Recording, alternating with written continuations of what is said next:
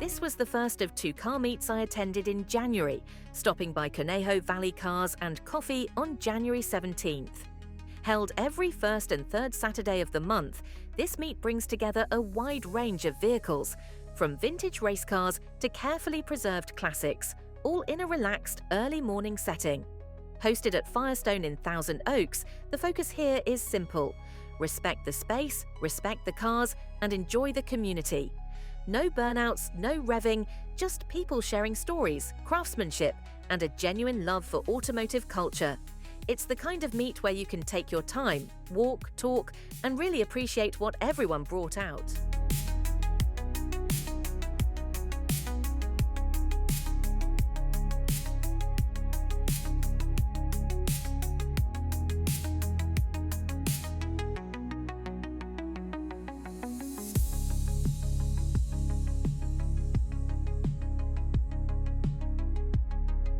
First car meet, my friend Rosendo joined me, and as we walked through the rows of classics, we naturally got into a conversation about how much the car market has changed, especially now that we're in 2026. Back in the 1960s and 70s, cars that were considered everyday vehicles, like a Mustang or a Chevelle, were expensive for their time, but still attainable. A new car in 1960 might have cost around $2,600, which is roughly $25,000 to $30,000 today after standard inflation. But what's wild is how collectible classics have gone far beyond normal inflation. Cars like a 1970 Chevelle SS that once sold for around $4,000 don't just match modern pricing, some now sell for hundreds of thousands because of rarity, nostalgia, and demand. These cars didn't just hold value, they transformed into investments. Limited supply, younger generations getting into the hobby, and the fact that many of these cars are still drivable at modern speeds all play a role.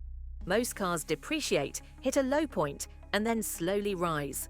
But fun, desirable classics skip that rule entirely. Standing here today, it really puts into perspective how these machines have evolved from transportation into history you can still drive.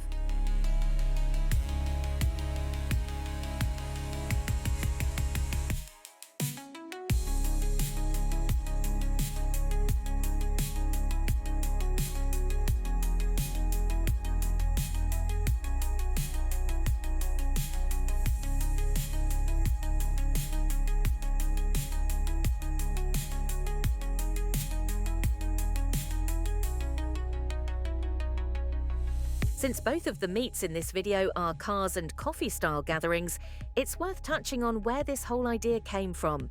While the roots go all the way back to 1950s and 60s diner cruise-ins, the modern cars and coffee movement really took shape here in Southern California in the early 2000s.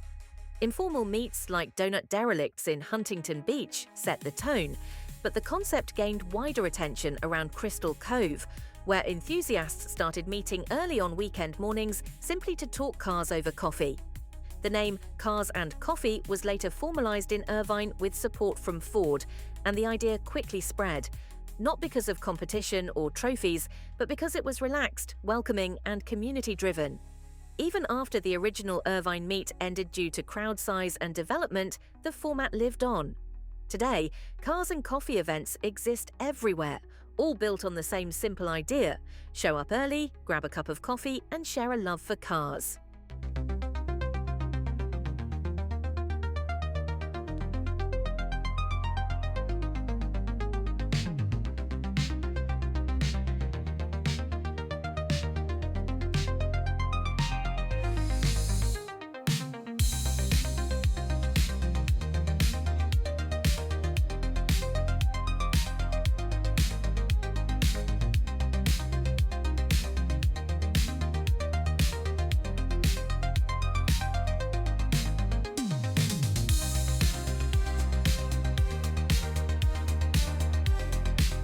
As the meet started to wrap up, it looked like a group of the cars had coordinated their exit and were planning to leave all at once.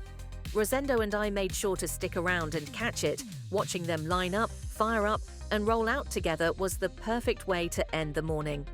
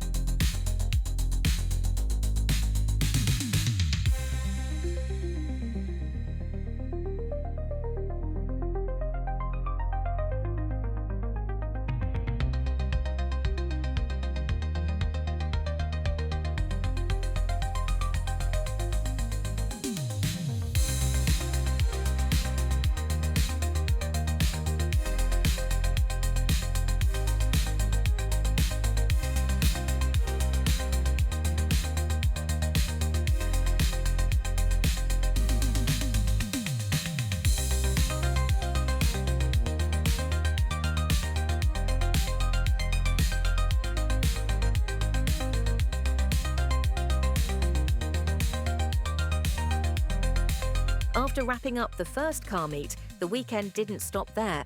The very next day, January 18th, I headed out to Simi Valley Cars and Coffee. Held every third Sunday at Lucky Dog Cafe, this meet brings together modern performance and classic muscle in one space, and it felt like the perfect follow-up to continue the weekend's car culture energy.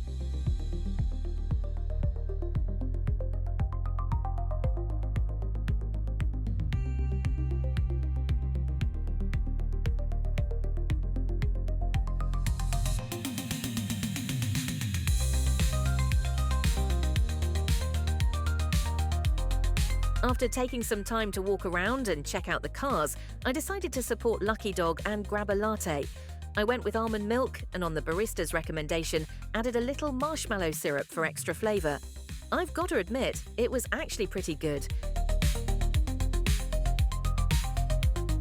And just like that, this weekend's Cars and Coffee meets come to a close. 2 different locations, 2 different crowds, but the same shared passion for cars, conversations, and community. From early morning coffee runs to watching these cars roll out together, it's moments like these that remind me why these meets matter. It's not just about the cars, it's about the people, the stories, and the time spent around something we all love.